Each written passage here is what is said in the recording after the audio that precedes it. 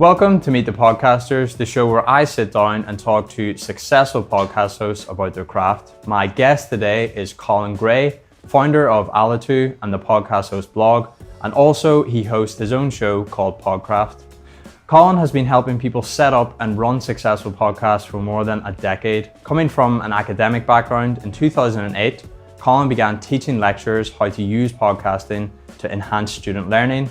And he then went on to found the Podcast Host website in 2011, which is now one of the biggest and most authoritative podcasting blogs on the web.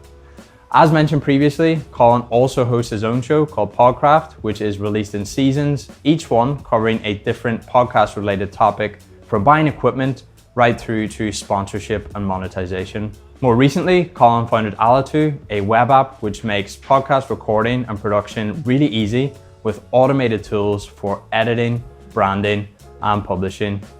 This episode is slightly different to the other ones we've released in the series so far, in that the focus of this conversation isn't on a particular show that Colin has produced. Instead, this episode is more of a step-by-step guide covering everything you need to know to launch a great podcast. So if you're someone who's been thinking of starting a podcast, but you're unsure where to start, Colin lays out a simple framework you can follow to go from having an idea in your head to having a well-produced show live on Apple, Spotify, and everywhere else.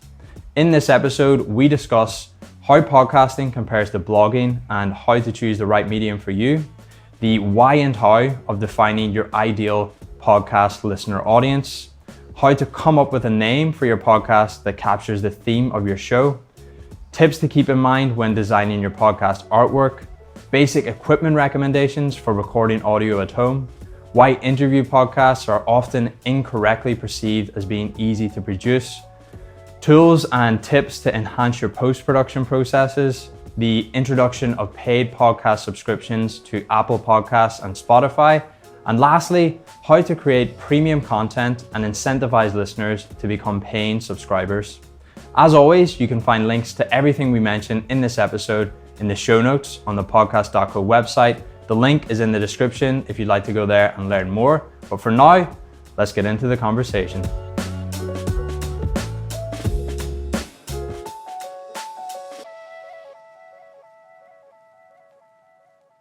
Today, I'm joined by Colin Gray, founder of Alitu and the Podcast Host blog, and also the second repeat guest we've had on this show. So welcome back, Colin. Hey, James. Great to be back on. Cheers. So this episode is going to be slightly different from the others we produce in the series, in that we're not going to be focusing specifically on a show that you produced. You do have your own shows, one of which is called Podcraft, which sits under the Podcast Host brand and is full of really hands-on practical advice for anyone that's, publishing and creating a podcast. You recently released an episode outlining how people can manage the difficult juggling act, of parenting and running a podcast at the same time. So I definitely recommend people go and check out Podcraft. If you're interested in this podcast, chances are you'll find a lot of that information really useful as well. And I think it's fair to say you're one of the leading experts when it comes to teaching people how to plan, produce, and promote a podcast. You've been doing that since 2011, as far as I'm aware, so a full decade now. And that's kind of what I'd like to drill down into in this conversation. I want to go through step by step how people can go from having an idea in their head to having a well-produced podcast live on Apple Podcasts, Spotify, and everywhere else. I want listeners to have your advice on how to best handle each sequential stage in that process. So given that, I think it makes sense to start from the beginning. So let's say I'm a person with a strong passion for a particular subject, or I've got a message that I just want to get out there, but I'm not sure where or how to start doing that. I think for most people, the two most obvious options that will come to mind when they're thinking about how to spread a message will be starting a blog or starting a podcast. So could you talk about the differences between the two mediums and how people can weigh up which one is right for them if they don't have the capacity to do both at the same time right away? Yeah, sure. Absolutely. It's a good question. I think they tend to work in sequence, actually. I think they work really well together. And it's all down to engagement. It's all down to where people find you and how they then get to know you and trust you. Because blogging's in text, and text is still the most common search method out there. There's a lot of people search on YouTube, a lot of people search on iTunes and the other audio search engines, but it's still text is the first place people look to get a question answered, to find out something, or to just learn a bit more about, something they're into. So they'll go to Google, they'll type it in. So that's why blogging, I think, is still really important. You still need to get out there and write some text material. And that's where, if you only do a podcast, it's still important to do show notes. It's still important to do something in text to allow people to find your podcast via those text searches. But to me, it works out in that text is where people find you first. They type in those questions, they type in your topic, they type in, for us, it's how to start a podcast. And they come across our blog about Podcraft, and then we direct them to the podcast. So where the podcast then comes in is that next level of engagement. Because it doesn't matter how good a writer you are. It can be quite tricky to, really get yourself across, really grow trust, really grow engagement with people in text. You can write away, but it's kind of hard to get yourself across, the person that you are across. And that's where media comes in. That's where video can work well, but also podcasting just works the best because people spend, half an hour with you, 45 minutes, an hour, something like that, listening to your voice, hearing your personality, getting to know you, getting to trust you. And if you can get them from that text article, they first find you that way. They're like, oh, this is quite good. Oh, look, there's a podcast mentioned here. I'll go and listen to that. And once they hit the audio, that's when they then grow to trust you. And that's when they become fans of your brand. So to me, that's how they work together. If you said, James, at the start there, like if you can only do one, I totally understand. Lots of people are limited for time. If you can only do one, to me, the best option is to write that, to create that podcast, get out there and do that audio, but create at least a little bit of text around it. Those show notes I mentioned, we could go into kind of good ways to create them a little bit later if you want, but create at least a bit of show notes so that you've got a page on the web, which is the title of the podcast, a wee introductory paragraph, some bullet points outlining some takeaways, what you're going to learn in this show, and then anything else you can get in there just to add a bit of content to that. And if you can do both of those, I think it serves you really well. Yeah, that's a great point. I think show notes are essential. Like one of the extra things you can add on, as you mentioned, are just links to helpful resources. Like usually in a conversation, if you're recording an interview, there'll be stuff that comes up. And if you can let listeners know, look, head to the website and you'll pick up these links. But also, links are also helpful for strengthening your position on Google. You can't just stuff a page full of links and expect it to rank. But if the links are relevant to the title of the page, that's something that does help in search. So let's say, I've taken your advice there and I've decided, right, well, I'm going to do the podcast first and I'm going to create some show notes. We can talk about those later. But before we kind of get onto that, I think one thing that's important to touch on is, thinking about your audience at the beginning and really defining that before you go full steam ahead and just start creating episodes. So, why, in your opinion, is it important to think carefully about your audience at the start of their process and kind of how best can people define their niche? Yeah, it's a good question as well. I mean, that's like one of the most important things that people miss. It's the biggest thing that people miss is actually thinking a lot more about their audience right at the start, because it's important, because if you don't know who you're speaking to, then those people don't know that you're speaking to them and therefore will never become your audience. Like if you're speaking to everyone, then you're speaking to no one. So you really need to know in detail who it is you're talking to so that you can then give them something that really, really strikes a chord with that person. And that's about knowing, the type of person they are. So there's kind of classic demographic stuff, is it generally male or female? Is it generally young or old? Is it generally this occupation or that occupation? And getting more and more detailed. And then you get to interesting things like talk about as psychographics. So not necessarily who somebody is, but how they think. So you can have a young person and an old person that have the same belief, and you can talk to that belief. So knowing a combination of the demographics that, strike a chord with people, and then adding in the psychographics around how they think as well, Combine them and have enough detail in that, and you'll really, really strike a chord with people. You'll be able to talk to them in a way that they think, oh man, this is definitely for me. This is absolutely my podcast. I'm in my place. This is my tribe. And that's what you want to do. It's this huge part of just connecting with people in that way that makes them come back and again and again and again. Yeah, definitely. And I think, as you said, if you build up this kind of profile in your head of who your ideal listener is, then I think one of the things is very beneficial and can speed up the process a lot is if you have that profile and then you think, well, where are these people hanging out online? Reddit is particularly good for this. Are there any subreddit communities where these people generally tend to congregate? What conversations are going on there? What are people interested in? That can be a really good starting point to kind of give you some ideas for potential episode topics and other things like that. So we've talked about audience. We know who we're speaking to now. And then the next point I want to talk about is, again, something that I just see. I don't want to say people get it wrong because you don't want to be too critical, but just it's got to do with the way people name their podcast. So I think, again, this is something that's very, very important. As we touched on, podcasts aren't the most discoverable thing. Like, it really helps if you can have a blog to funnel traffic to your podcast, but also when people are searching for a podcast on Apple or on Spotify, I think it's really important that your podcast name gives people at least a bit of a flavor of what they might expect if they click on that. And I think a lot of times we might see podcast names like Chats with Dave or just something completely generic that doesn't give a potential listener any idea as to what they can expect when they hit play. So could you run through the kind of different things people should keep in mind as they're trying to come up with a name for their show? Yeah. I mean, it's pretty simple. I think you've pretty much explained it in that it needs to do what it says in the tin. It's the old, what's it, Ron Seal? Is that the one? That's what it says in the tin thing. Like, the podcast needs to be named to do what it says in the tin, because that is often the only thing that people will see about podcast. When you're scrolling through iTunes or scrolling through Spotify or wherever you're looking, you've got the title and you've got the artwork. And the artwork will generally, if it's good artwork, it won't have that much on it apart from the title because it needs to be big and bold.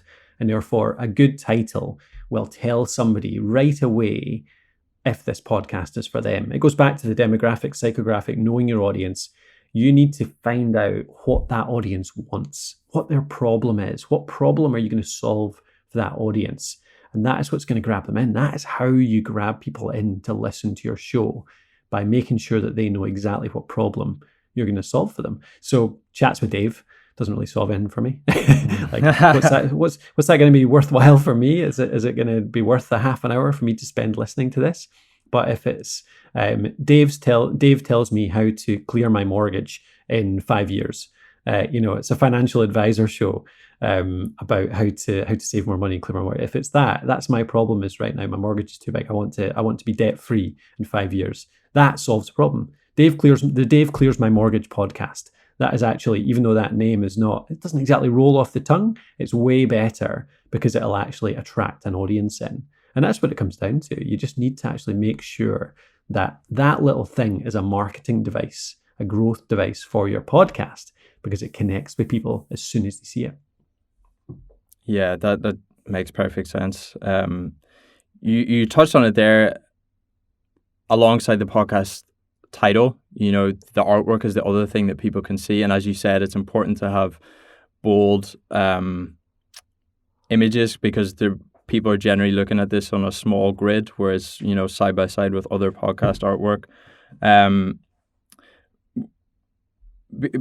I just like to get you, because the podcast artwork is so important, would you recommend that people work with a freelancer if possible, or try and build it themselves, or what advice would you give to people to get the artwork right? Because it is, again, something that's quite important.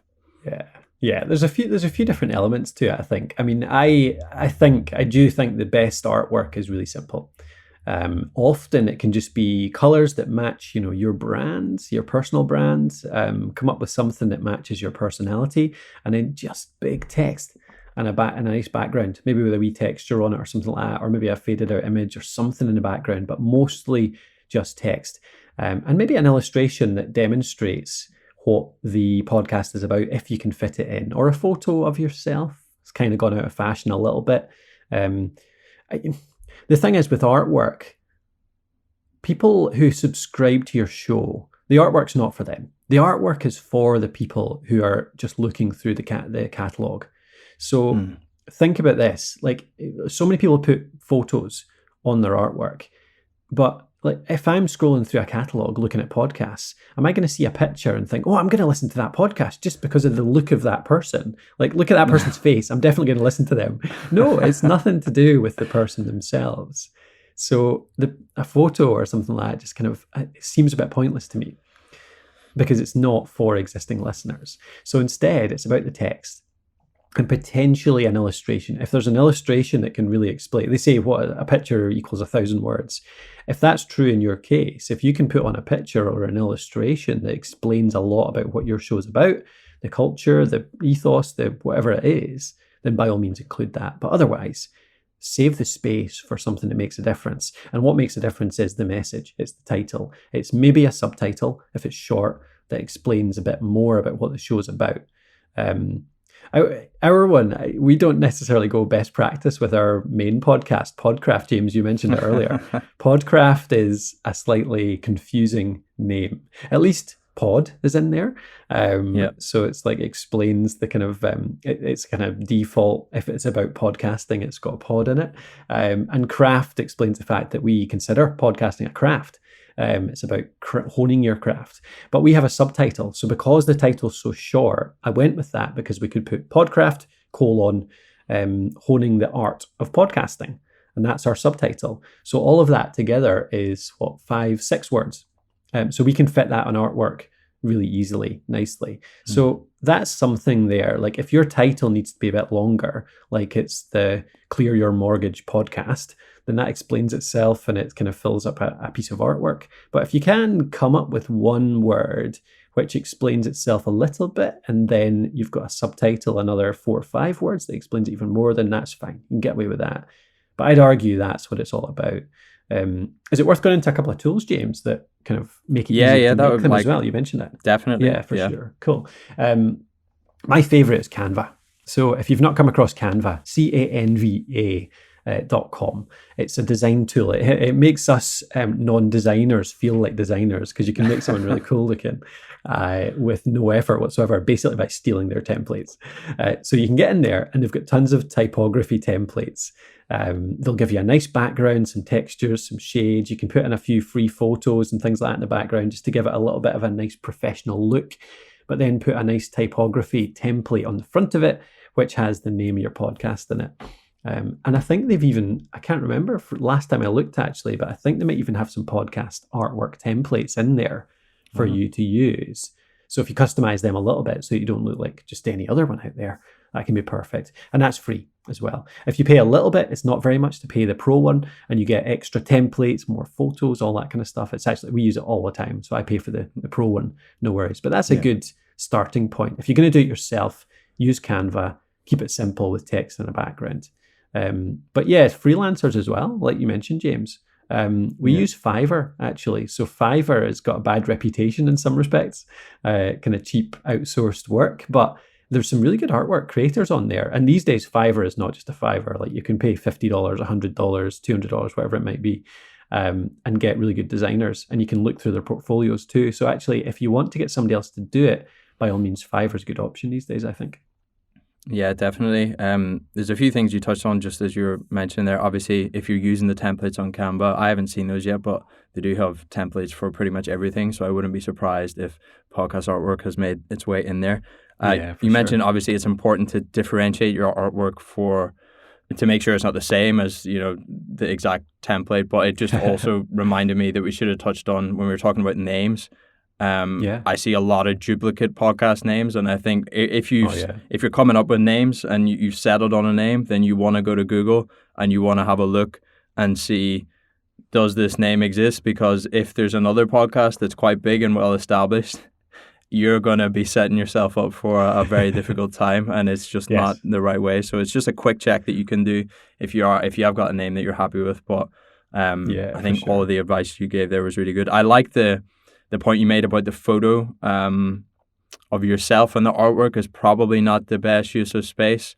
I think the only case where that is not applicable is if you're a celebrity and you have a massive following and people recognize your face. Has, there's a reason to use your face on the artwork then. But for the vast majority of the rest of us mortals, I don't think it's the best to put your own face in the artwork.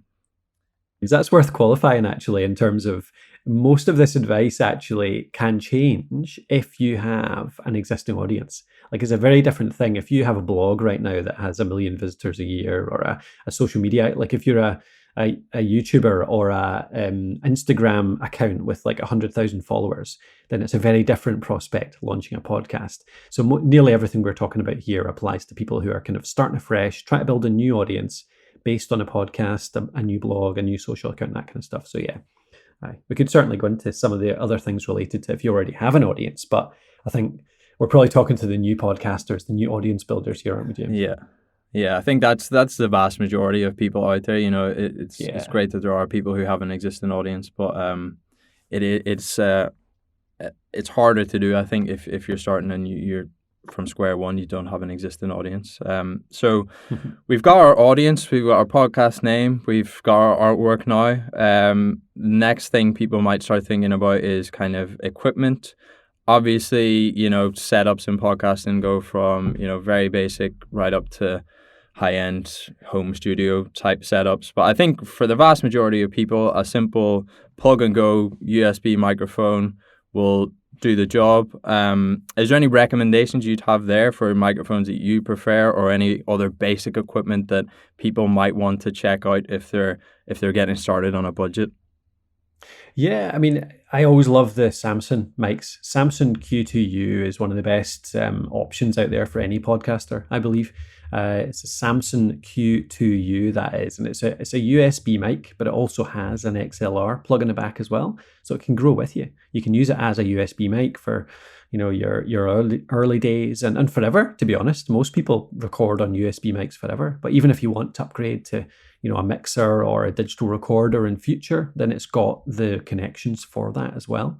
And then you just buy yourself a mic stand. I think a mic stand is a really kind of undervalued thing. Like right now, because I'm kind of between offices, I'm having to record on a different Samson mic, a Samson Satellite, actually. Really nice little USB mic, but it has its own little stand. But I'm slightly hunched over at the moment. If you're watching the video, you'll see that it's not the best posture. And also I'll have to throw this out the way at the end. Whereas if you've got a really good boom arm mic stand, which is what I usually normally have, the Rode PSA1, I think it's called. It's a lovely stand, and it just mounts to the side of your desk. You put the mic onto that, and then you can position it exactly in front of your mouth, so that you can sit in any position. You can have good posture. You can really kind of give your voice its full volume, and you can push it, sort of swivel it around out the way when you're finished as well. So that pairing, I think, works really well. And if you want to upgrade, if anybody wants something a little bit better, Samson Q2U is a really good quality mic, about £50, I think, about $60, $70, I believe.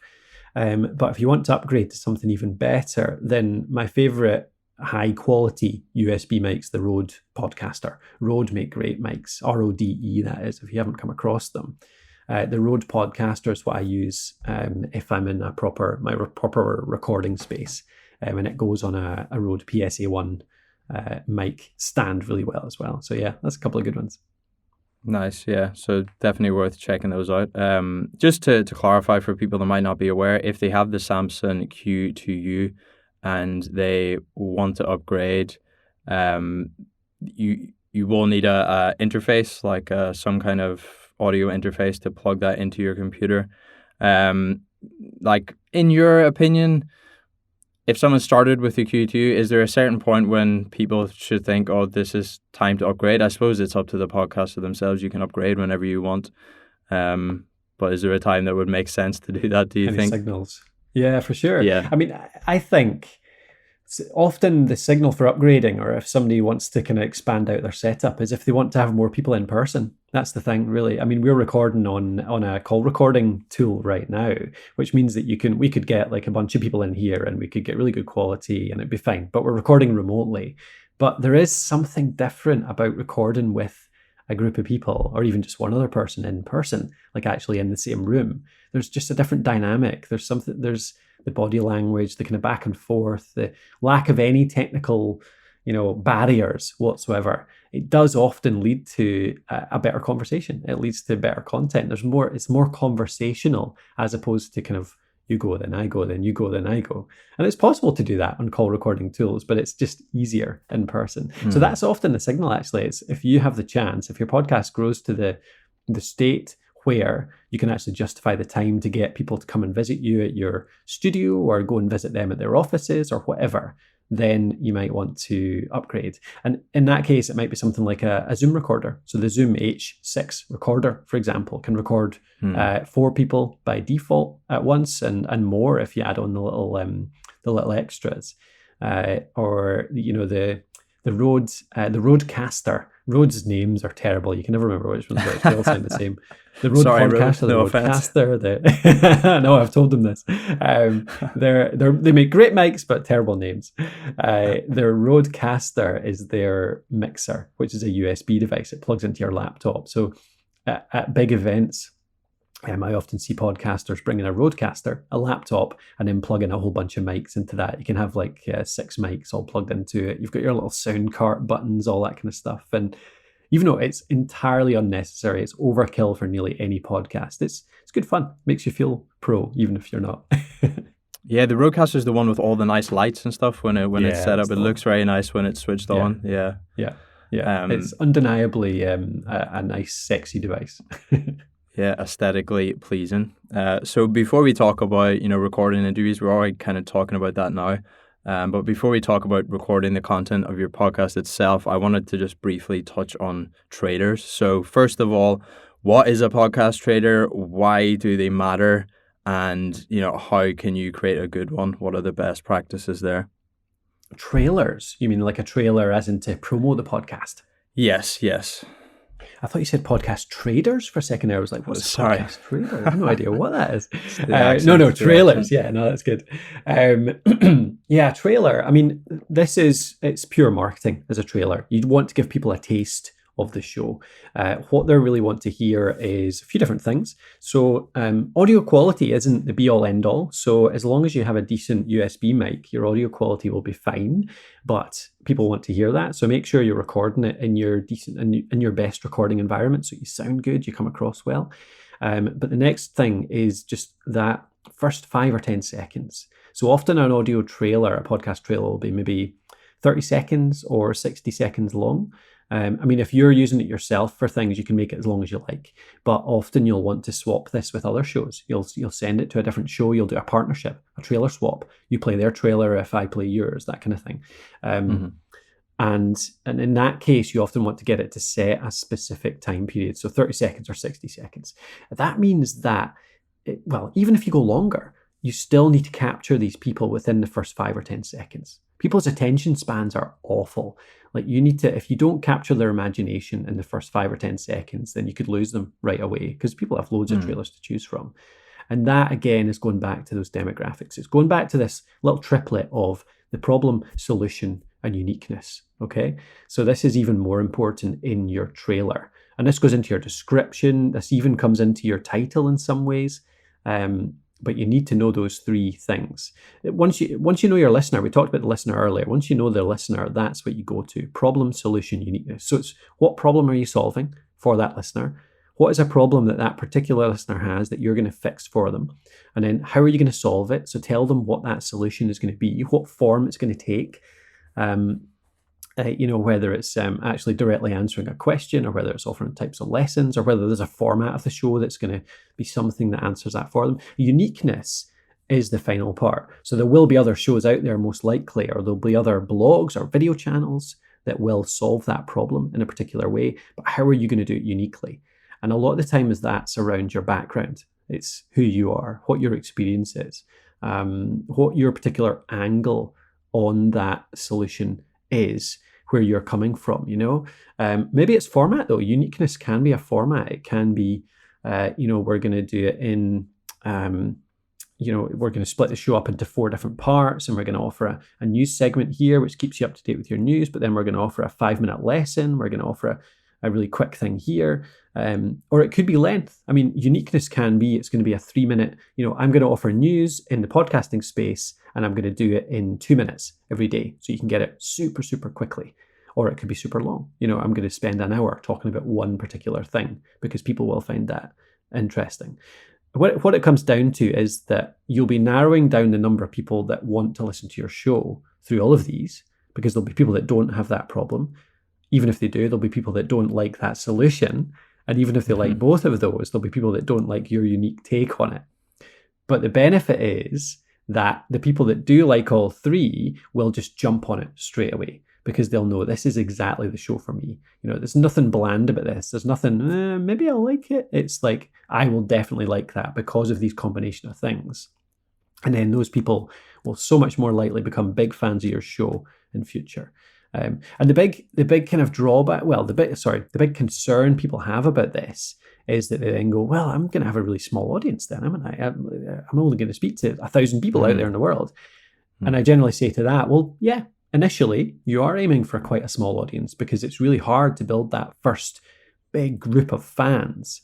But as soon as you have that, 1,000 your first 1,000 listeners, you can expand out, because those people will know and trust you, and they'll follow along. If you change the format, if you change the problem, if you change the type of solution, they'll follow along as long as it's still related. As long as it's still something that's at least relevant to them, they'll follow along, and you can expand out and expand out and expand out. And eventually, that's why a lot of podcasters end up just calling it, the Colin Gray show, because they change so much and they talk about such general things, and they end up with this really loyal audience that loves it because of them and a range of things that they're interested in, that they kind of expand out of those initial prison of a of a topic. But if you don't start with that really narrow topic, it's really, really, really hard to grow that initial audience.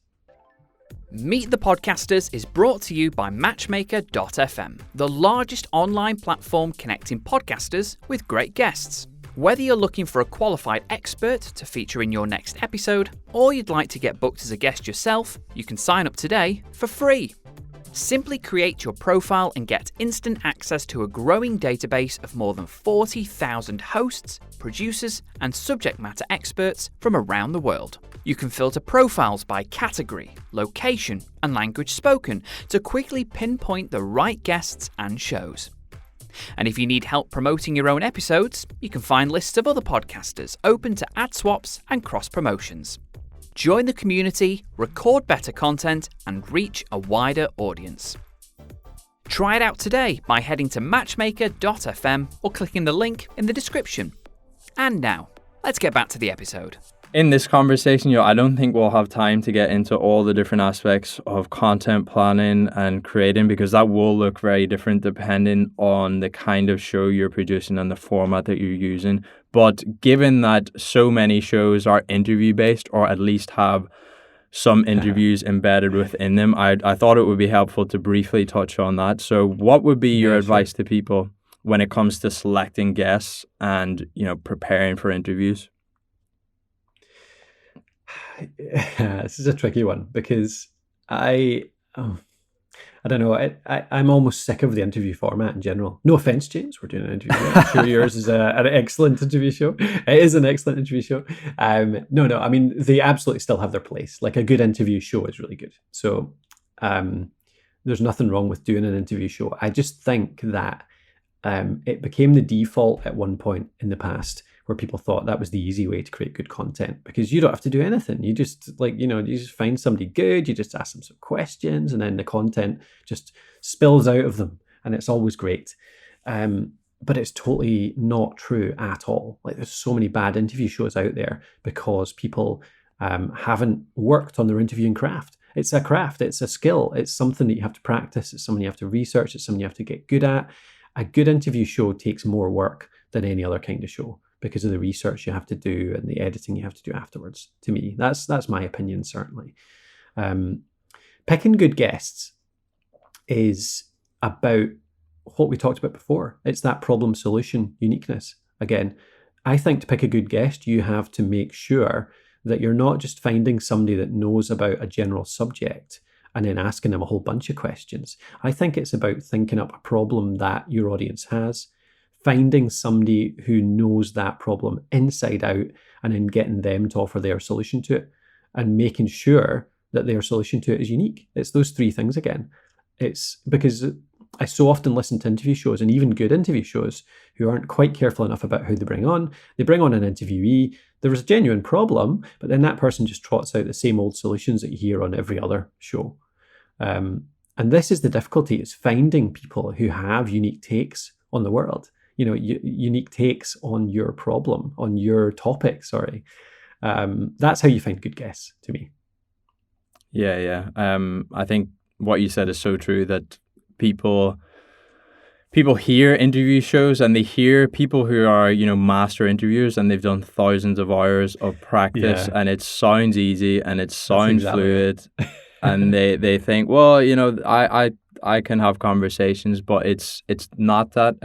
There is, you're taking a listener on a journey in the interview, and it's almost a performance in a way. You need to make sure that you're not losing people. You might know things about the guest that your listeners don't know. It's important to set the scene, and it is just really difficult. The other thing that's like, what I find really impressive about what Joe Rogan does is there's never any sharp right or left turns in the interview. It kind of feels like it flows very naturally from one topic to the next, but that is extremely difficult to do.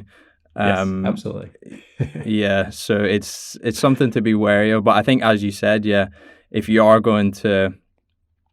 got a guest who has a unique take, then you need to make sure that you're doing enough research to know what it is that makes them unique, and think carefully about, well, what can I ask this person that will be of most benefit to my listeners? What are my listeners? What would they hope to get out of this person? And kind of approach it in that way. And don't let them ramble. That's the thing. That's the thing that ruins most interview shows out there. The fact that the hosts don't take control. So it's your show. You need to control that guest. That starts with the questions. So it starts with what types of things you ask them. It starts with the intro as well. Like, give them a good intro so that they don't then have to ramble through their entire life history. Pick out the bits of their bio, their background that are most interesting and relevant to your audience, and do that yourself at the start. Don't just get somebody on the call and go, so tell me about yourself. And then they start talking about the time when they got a dog when they were 5. That's completely irrelevant to the guest. It's just, you need to do that work to prep it so that within the first 3 minutes of the show, you've got the preamble out the way, you've got that background out the way, and you jump straight into the good stuff. You jump straight into the stuff that you know is dead relevant to your audience. And a bit of that is prep in terms of telling your guest what to expect as well. Tell them up front, look, I'm confident you're going to be a brilliant guest, but I know my audience really well. We try to keep answers really brief and kind of have it conversational rather than, monosyllabic. Is it? No, that's not the right word. A monologue is what I mean. Monologue. So try and keep your answers relatively brief. Just give me a summary and I'll delve into the bits that I know that my audience are going to be really interested in. And please don't be offended if I interrupt you at any point, because again, I'll know kind of if you're going a bit off track, if it's something that I know my listeners will be, less interested in, I'll come in and I'll stop you and we'll bring it back on track. And all of this is because I want you, the interviewee, to come across the best way possible to my audience. If we do this, I know that they'll love you because we'll be able to get the best stuff out of you. We'll never bore them. We'll never be dull at any point. We'll have a packet full of value. And therefore, it's going to make you look great and it's going to make my listeners happy. If you prepare it like that and then you take control and really do, keep them to short answers and stuff like that, then it's so much more effective. It's so much better. Yeah. It's not the easy way out that people think if you do want to produce an interview show. As you said there, it is very helpful if you can at least introduce your guest and kind of give their background and bio. Would you recommend doing that in the recording itself, or leaving that and then recording an intro after the fact where you introduce your guest? Does it matter, or just what are your thoughts there? I think it does. I think it absolutely does. And I think it's a really interesting part of the interview process, actually, because I think it has a huge effect on the interview. I think a lot of people have the default where they do an intro afterwards. There's good reasons to do that. But I think if you give an intro at the start, so if you do a bit of research, you find out what the guest's goals are. So say I'm interviewing you, James, on our show, and I know that right now you guys have got a new feature out. So you've just released this new feature and you're hosting or something like that. You know, it's something that you've put out there. And I know that that's a big part of why you're out there on the interview circuit right now. You want to talk about that. So if in my intro, I say, so today I'm talking to James Deeney from Podcast.co, and it's great, actually. I love this service. They've just released this new feature, which helps, puts transcripts into your show notes automatically. And by the way, if you want to ask him any questions throughout this show, just tweet as we're talking. He's at James Deeney on Twitter. He's at blah, blah, blah. If you put that stuff into the intro, then suddenly you, as the interviewee, you relax because a lot of your job is done for you. That stuff's been mentioned at the start. The social's out there, so people will be able to send you questions. People will be able to send you contacts. If I do a bit of your background, so if I say a couple of your kind of biggest achievements, then you know that your credibility's already been established. I'm the host. I've already established that I trust you, and therefore my listeners should. It just relaxes the interviewee, and they go, "Oh, great, that's cool. Okay, let's just talk about whatever now. I don't need to shoehorn in my sales message. I don't need to shoehorn in my Twitter handle, my YouTube channel. I don't need to talk about the fact that I got this award back then just because I know that's what makes people trust me. It's all done." And then the interview material is so much better because they just answer the questions. They just give the good stuff. And there's that reciprocity thing as well, whereby you've just done them a favor. You've given them a sales message. You've put out all their contact details. And therefore that person's even more likely to want to bring the value, to give away their secrets, not hold back anything, and just really treat your audience well. So I think that works really well. And by all means, you can, if you're not confident giving this intro and having that as part of the live show, you can do that and then cut it out. You can say, this is only for the interviewee. It's only for the purposes I just said, like to relax them, to make them feel good. You then cut that out and you re-record it yourself in the studio afterwards. Talk about, because a really good thing to do as well is in that intro to say a few of the things that you talked about, like show some of the value. So today I'm talking to James from Podcast.co, give all that sales message. And today really you need to tune in because James talks about this, this and that, all of which are going to help you. Right, let's take it away and jump into the interview. So yeah, you can do it both ways, but I think there's huge value in that. That's a brilliant point. I think, I hadn't thought of it in that way, but you're right. There are a few podcasts I listen to where, they do let the guests plug their social channels. If they're comedians, give their upcoming dates or whatever. And you're right, it just does make perfect sense for the reasons you've just outlined. To kind of come back to the more technical nuts and bolts stuff, I just wanted to touch on, we've touched on the equipment you need from a hardware perspective. So microphones. When it comes to recording, you've obviously got Alitu. Can you let people know about how they can record interviews there, or any other, software-based tips that will help them with the recording of the interview itself and then the post-production and editing afterwards?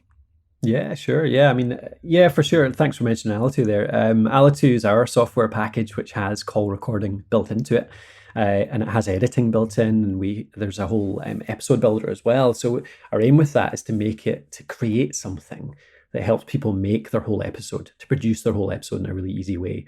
And it automates a lot of it. So you can do your call recording in there, send a link off to your guest. It pops the recording into the editor so you can cut out any mistakes you want. It does all the cleanup automatically. So it does the noise reduction, the leveling, all that kind of stuff. And then you can bring in any clips. It adds your theme music automatically at the start and the end of it. And you can bring in any other recurring clips like your transitions or an advert, or and you can record, for example, you could record that intro directly in once you've done the interview and just pop that into the episode builder too, and then publish to all sorts of hosting platforms as well. So yeah. So that's one option for sure. But I mean, you can also use other ones like Alitu doesn't do video yet, for example. So it's audio only. So if you wanted to record video like we are just now, James, I mean, you've got Squadcast is a great tool. Riverside is a great tool as well. They're both recording only. So if you just want a tool for the recording, they're a great resource. And we still, it's showing its age these days, but Audacity is still a legitimate option, isn't it? Audacity's a free audio editing package, costs you absolutely nothing. It'll do the job. It's looking a bit dated, but actually it's just been bought over, I think, by another company. So who knows if they'll update it a wee bit as well. So it's always out there. There is the free option of Audacity as well. But yeah, the great thing these days is that podcasting's got to a stage where the tools really aren't the problem. Like the tools are pretty well established. There's things out there that make it really easy to create a podcast. So it really is all about making good content. Yeah, like I have used Alitu in the past, like when we've been creating content here, and like the big thing for me was like that the noise reduction and the leveling taken care of. Like I'm not an audio engineer, and I just spent so much time messing about trying to get levels right on Audacity, which you can do for free if you've got time on your hands, but it's just like it's a bit much. Yeah. So there's a learning curve for sure. Definitely, 100%. And I was not prepared to go on the curve. I was just like, yeah, I'll get this taken care of. Once you've got a backlog of, episodes recorded for this audience that you're planning to speak to, before I continue, it's generally a good idea to get at least a backlog of episodes together before you publish, just to give yourself a bit of leeway.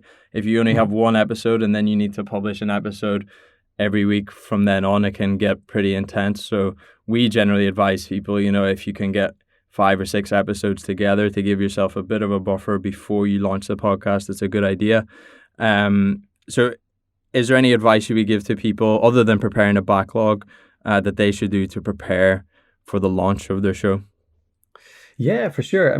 I think it's always a good idea. It's always a nice idea to, I tend to plan in batches.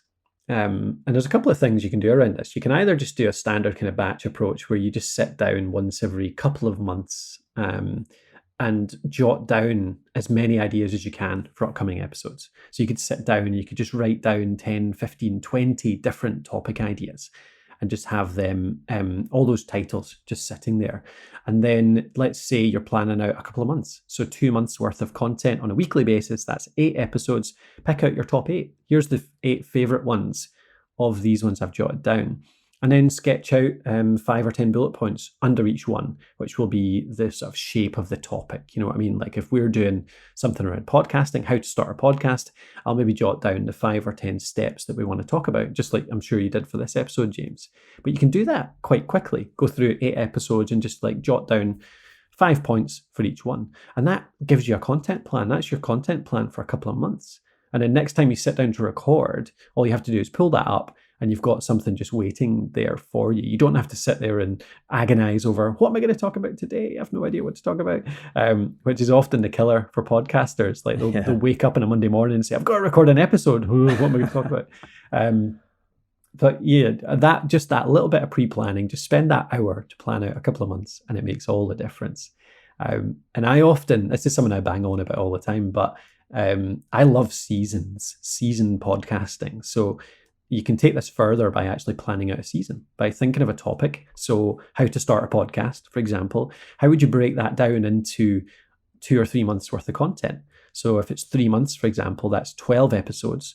So I would break down that into 12 topics to talk about. So I would have one on defining your audience, an episode on finding your gear, an episode on setting up your hosting, an episode on blah, blah, blah. And you would end up with a certain number of episodes. And then you would do that same thing again. You would just flesh them out a little bit, 5 or 10 points under each one. And that means you would end up with, let's say, 12 episodes covering one specific topic over 3 months. And that's all pre-planned. And then because it's season-based, because each episode actually leads into the next, there's a really cool thing that happens there with your listeners. In that they've got a really good reason to listen to every single episode. And they also feel really well like they're progressing, like they're actually learning a bigger topic episode by episode.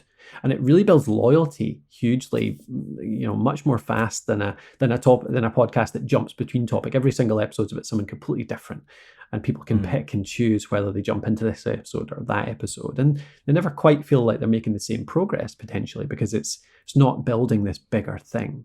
Because at the end of that season, they finish those 12 episodes, they know that whole topic really in depth.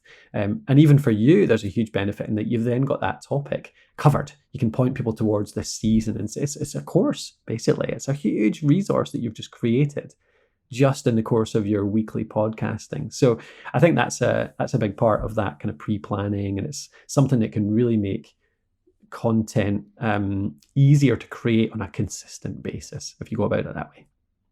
Yeah, that's really good advice. I think, as you said, if you have that resource, then one of the ways that you can market your podcast, even if it's finished, 6 months or 12 months ago, you can repurpose that content.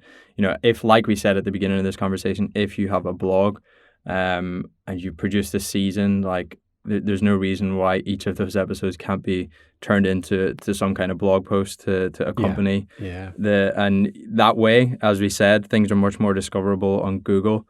We've noticed that Podcast.co, like you can, if you have blogs that perform well, people, and you embed the relevant episode there, you can get a lot of downloads that way because people are finding the content through Google, and then a certain percentage of those will filter down and find the show, hopefully become a subscriber.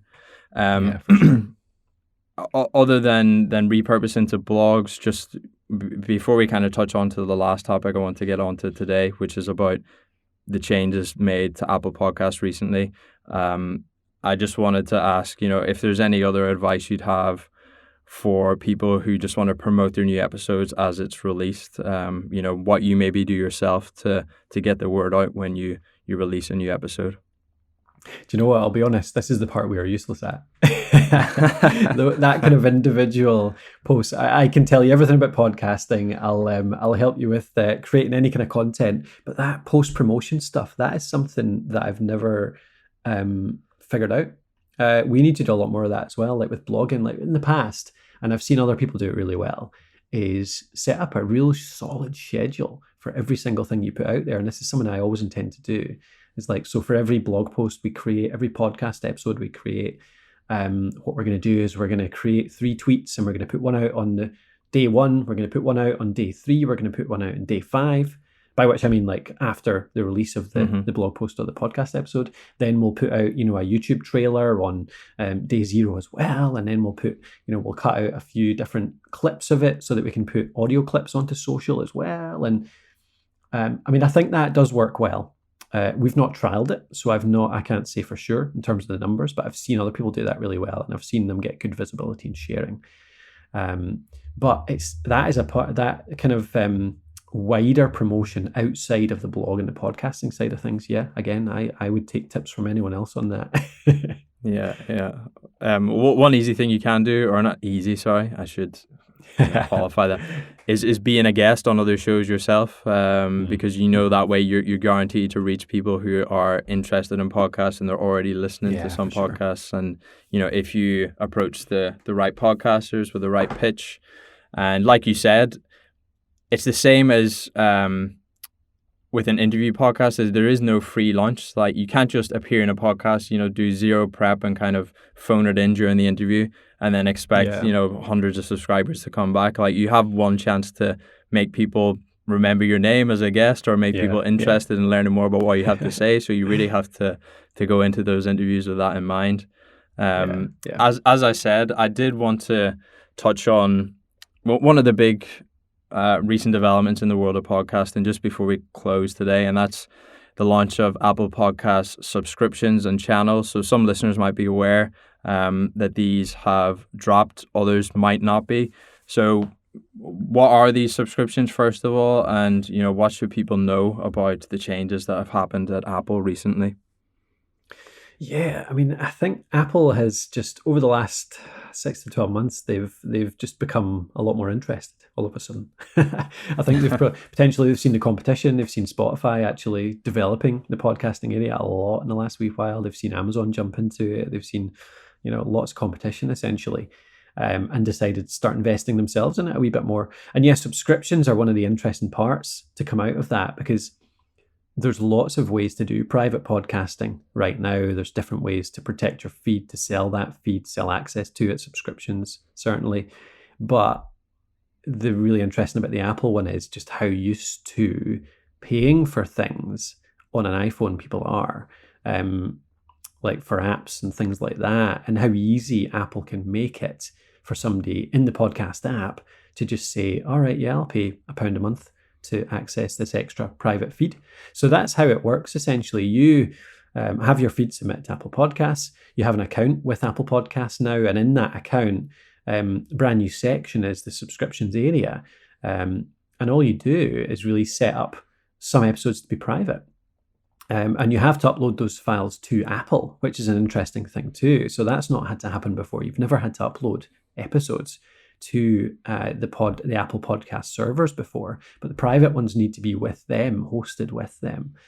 And then you set them to private, and then any subscribers, you can basically offer that subscription from then on. So it's a really interesting thing, and it's cool. It's really good to see services like that. I mean, developing ways for podcasters to monetize much more easily. Like it's easier now than ever to be able to actually earn a bit of money out of your podcast and even turn it into a proper business. So yeah, it's great to see. There's certainly been, I'm sure you guys have dealt with it, James, the issues around the rollout of all of this. As a hosting company, I'm not jealous of hosting companies having to deal with the massive amount of support, I think, because Apple kind of messed up the feeds in many ways for many weeks. It was pretty bad. Like, not something you'd expect from a company like Apple, but was that a fun time for you?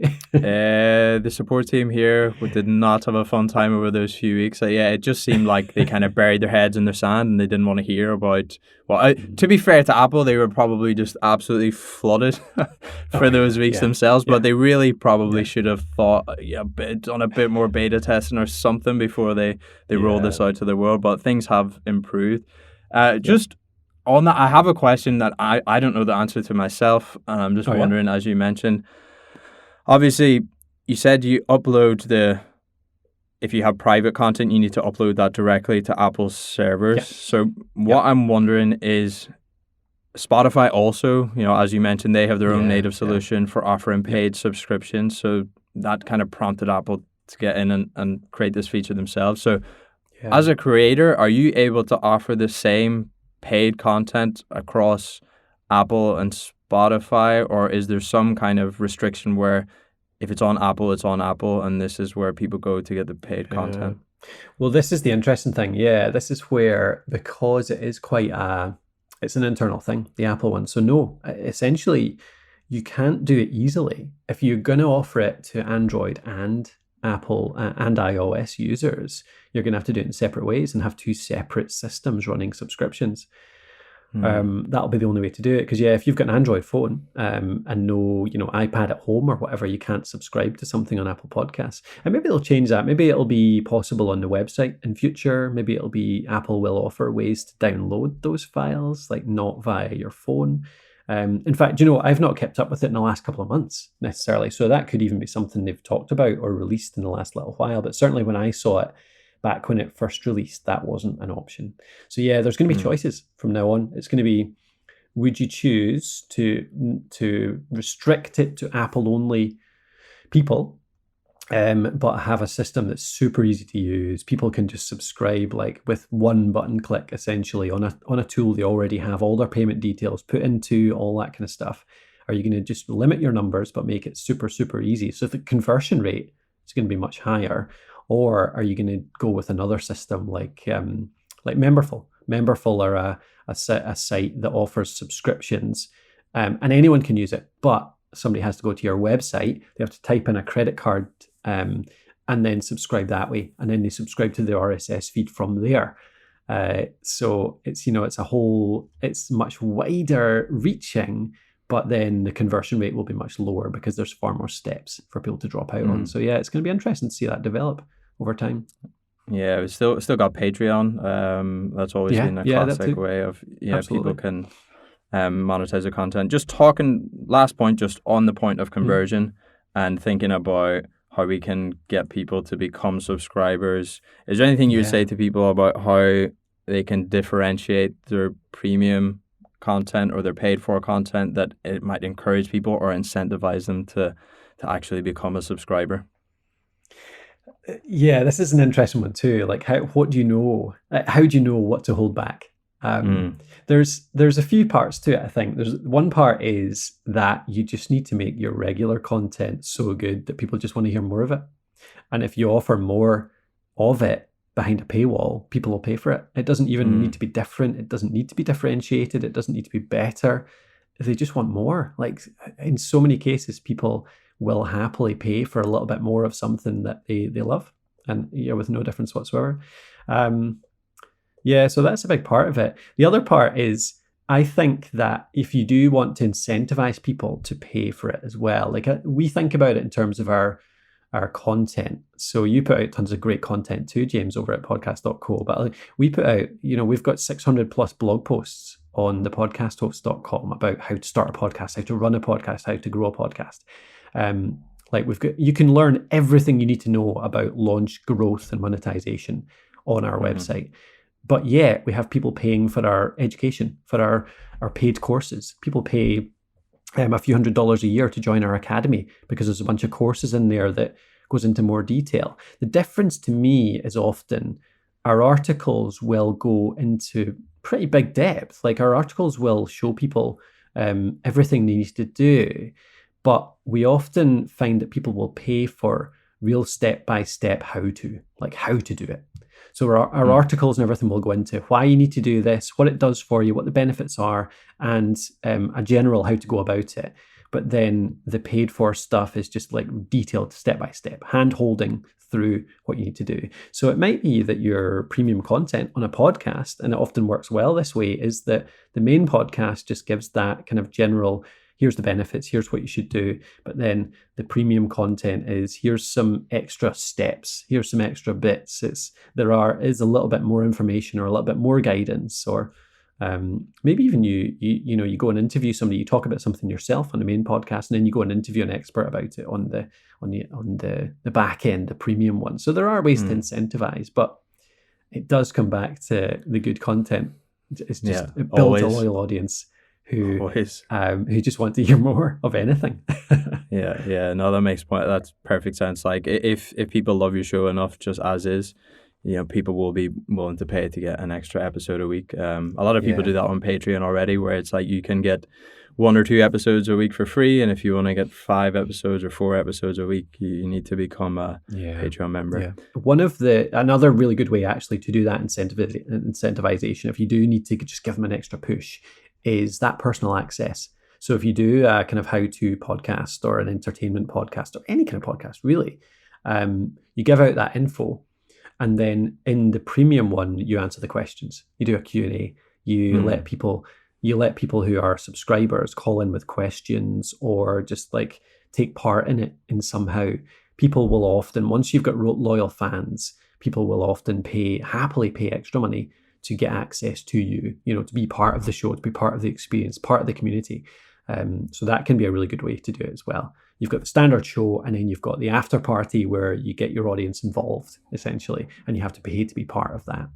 Yeah, that's a great way of doing it. Like you said, the podcast, when you listen to a podcast for a long time, you do start to feel as if you know the host on a personal level. That's part of the beauty of podcasting. So that it really does work as an incentive.